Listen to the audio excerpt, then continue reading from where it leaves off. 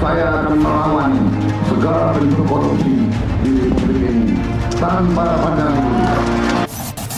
Katanya saya akan tuntaskan korupsi sampai ke akarnya.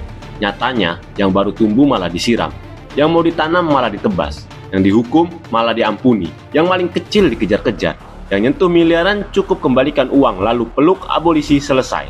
Karena di Republik ini yang musuh korupsi bukan koruptor, tapi siapa yang berani melawan narasi kekuasaan. Klik subscribe sekarang juga dan tulis pendapatmu di komentar. Apakah abolisi ini bentuk pembersihan kekuasaan atau hanya strategi baru di Drama King membentuk panggung sendiri?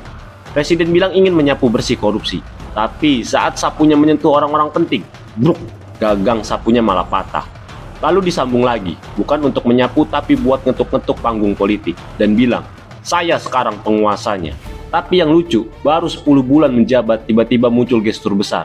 Memberi abolisi bukan kepada korban ketidakadilan, tapi ke orang yang divonis karena korupsi. Langkah ini bukan cuma soal hukum, ini demonstrasi kekuasaan. Satu surat dan seluruh proses pengadilan runtuh. Bukan karena keadilan, tapi karena presiden bisa. Inilah super judicial power. Di atas hakim, di luar sidang, dan tanpa banding.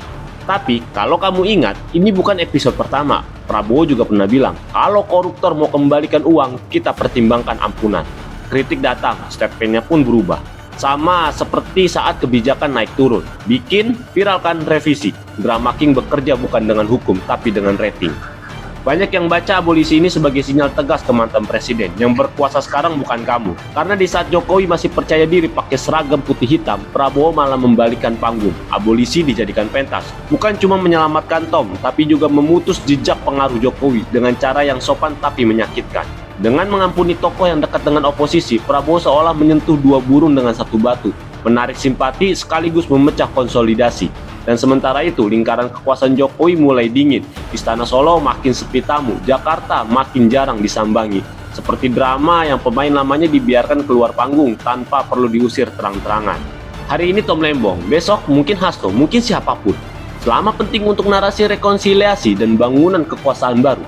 Apakah ini strategi negara atau skenario pribadi yang dibungkus konstitusi? Kalau benar korupsi masih musuh utama negara, kenapa justru pelakunya yang dipeluk? Klik subscribe sekarang juga dan jawab di komentar.